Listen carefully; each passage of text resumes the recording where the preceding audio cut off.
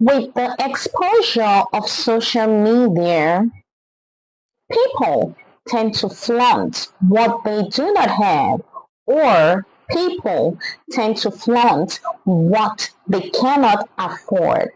This brings us to the case of Rekesh or Rick Kamal and his beautiful wife Tina Kamal. Guys, buckle up because it's gonna be a long ride.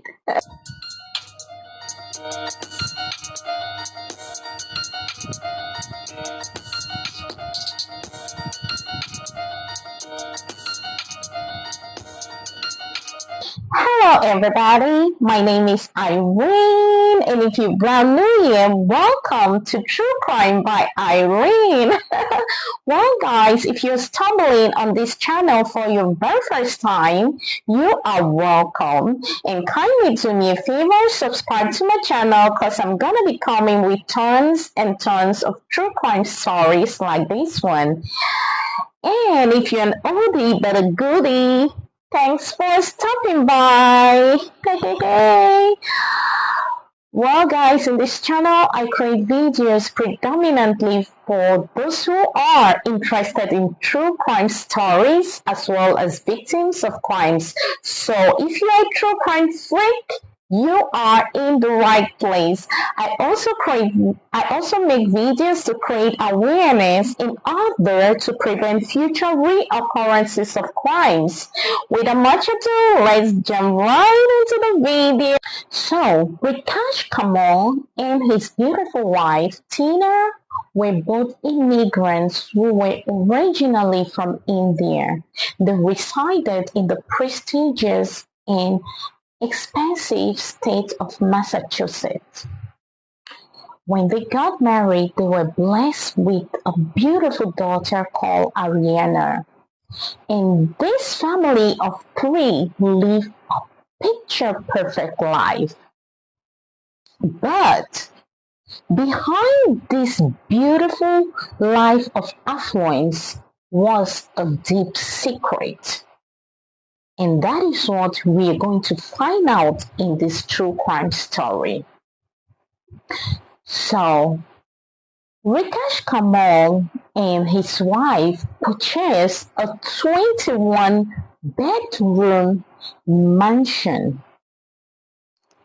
I mean, guys, this mansion is so huge and extremely beautiful, well furnished to the taste of Rekesh and his wife. But it is said that the money they used to purchase this mansion was being borrowed from Rekesh's mother and his brother.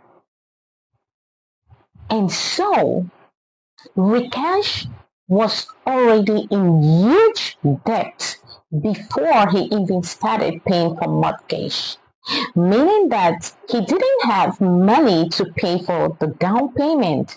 He borrowed this money to pay for the down payment from his mother, his brother, and even the bank. Guys, why do people need to rush in life? Or why do people want to own what they cannot afford? It is good to dream big. It is good to live a fulfilling life. However, I do not think there is any need for me to be pressurized to live such a life when I cannot afford it. This was a case of Rekesh. So, when they purchased this mansion, they were upped in debt. So Rekesh was always up in debt with the payment of their mortgage. However, everything turns sour when he loses his job as the chief technology officer in Harvard University. Rekesh decided to keep this as a secret. His wife was unaware of this, except his brother, and he told his brother not to tell his wife.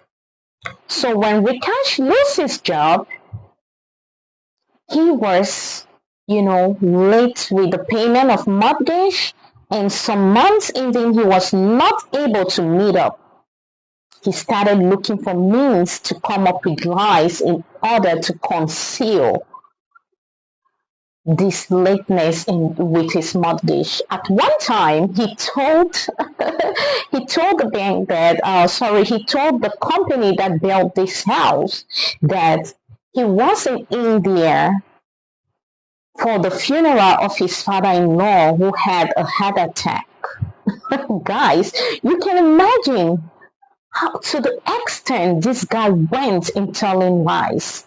His father-in-law was perfectly fine. He was alive and kicking. And this guy had to lie that his father-in-law passed on. That is why he was not able to meet up with his mortgage. Now, this is my problem when people try to flaunt what they do not have. This will make them to start living a double life. You are not comfortable with your own self. You just have to start telling lies in order to make up for what you do not have. That was what Rekesh was. That was what was going on with Rekesh. And when all these lies could no longer, work anymore, or when he was caught up in these lies, it is said that he was being given an eviction notice because he could no longer meet up with the mortgage of this house. And Rekesh accepted the eviction notice. It was said that they had to hand in the keys of this house on the 28th of December 2023. We all know eviction or being forced out of one's home is an incredible embarrassment, and Rekesh did not want to face this. That is when everything came to an end. Rekesh, on the other hand, 4 days before the tragic incident of his family, changed his life insurance policy to his brother as his beneficiary. Before this change, his wife was initially the beneficiary of his life insurance policy, and it was stipulated that in a case where his wife was no more, their daughter Ariana had to be the beneficiary. But 4 days before their demise, Rekesh went and made a change and put it in his brother's name. Guys, what does this tell you? If someone goes to an insurance company 4 days before a tragic incident and change his insurance policy from his wife's name and his daughter's name to his brother's name, this is already a red flag. It shows that it's a premeditated act. So after these changes were done, Rekesh went further by using his daughter's phone and typing a message to her boyfriend, who had to come over to spend the holidays with her in their mansion, telling him not to come to the house anymore because plans have changed. They have somewhere to go and blah blah blah. She's gonna keep him posted. And Rekesh made his daughter's boyfriend to know that he's the one who sent this text, because his daughter was not around. She dropped her phone at home, and they were preparing for a trip or something of that sort. The daughter didn't even know that the father has sent this text message to her boyfriend. And also, the brother also had to come over to the house for maybe some sort of visit or whatever. Rekesh told his brother that plans has changed. His wife and daughter are suffering from an allergy because they ate shrimp and they had an allergy, and they were both at the hospital, but they were going to be fine, and he's going to keep his brother posted on when he should come to maybe collect his money, because he has borrowed exorbitant amount of money from his brother and his mother. And he was, his brother has had it up to a year with this huge debt.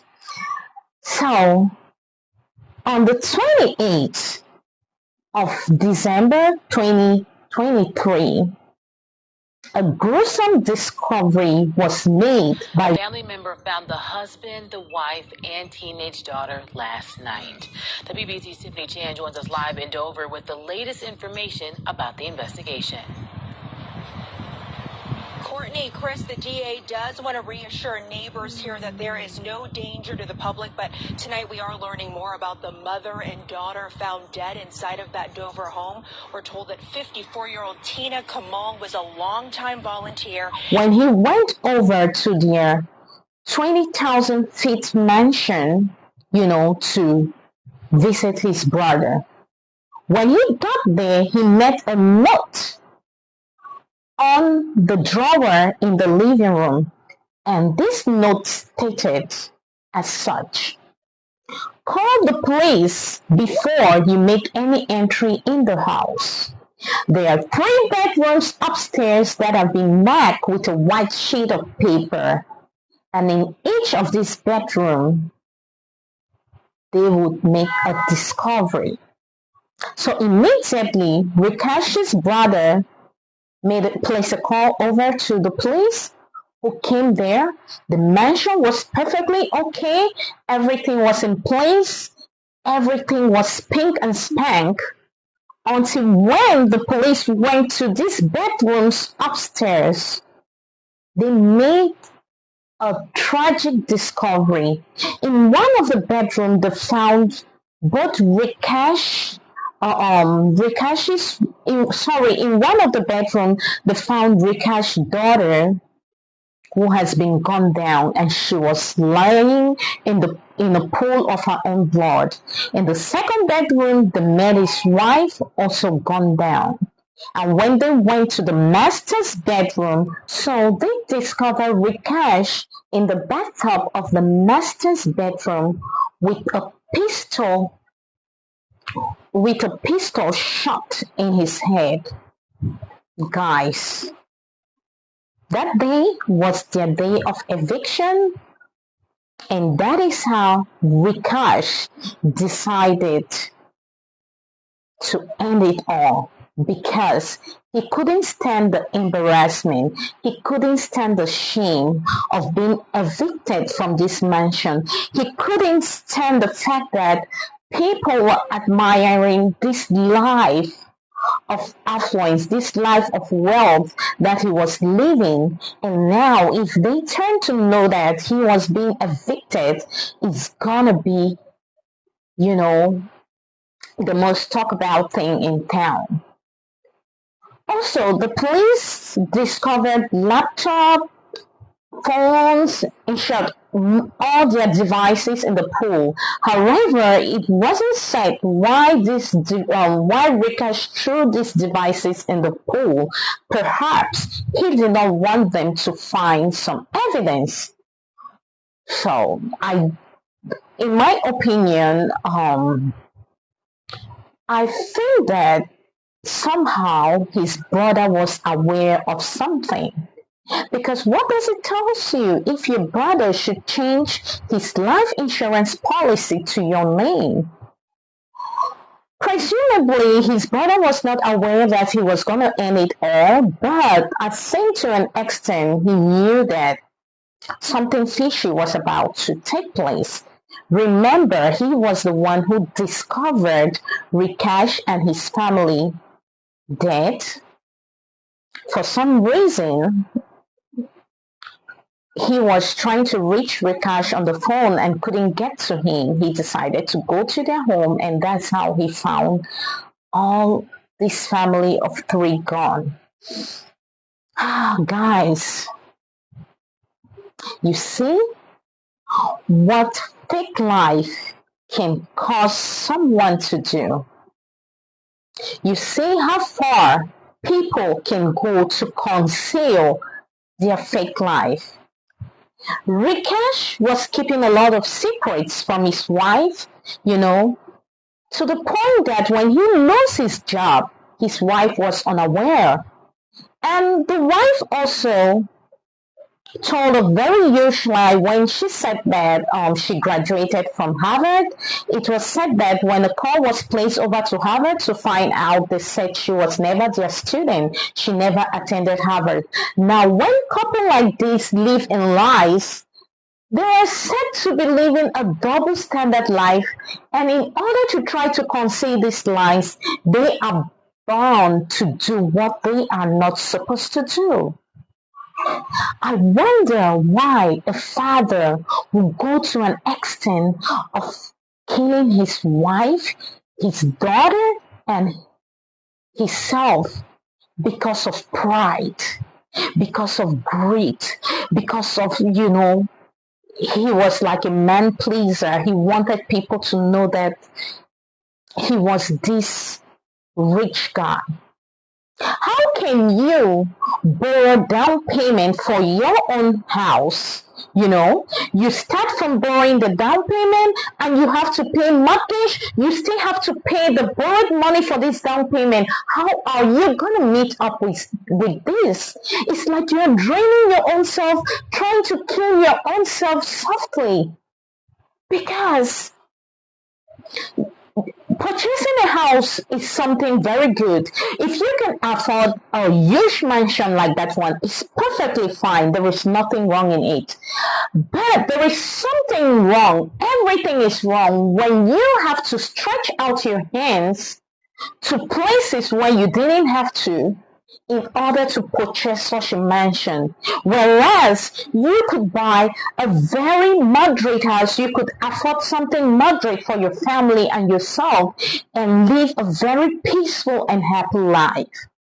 But no, Rekesh was one of those guys who wanted to flaunt this life of affluence, on social media and in his community and amongst his friends. So guys, what I want to say in this story is that there is no point trying to please people. There is no point trying to, live a double life or trying to fake your lifestyle. I know some people say fake it until you make it, but there is no good in faking it, because in the end you end up drowning your own self, stressing your own self, trying to put up lies, trying to put up him just act like what Rekesh do. And we have heard a whole, we have seen a whole lot of stories of other social media influencers trying to,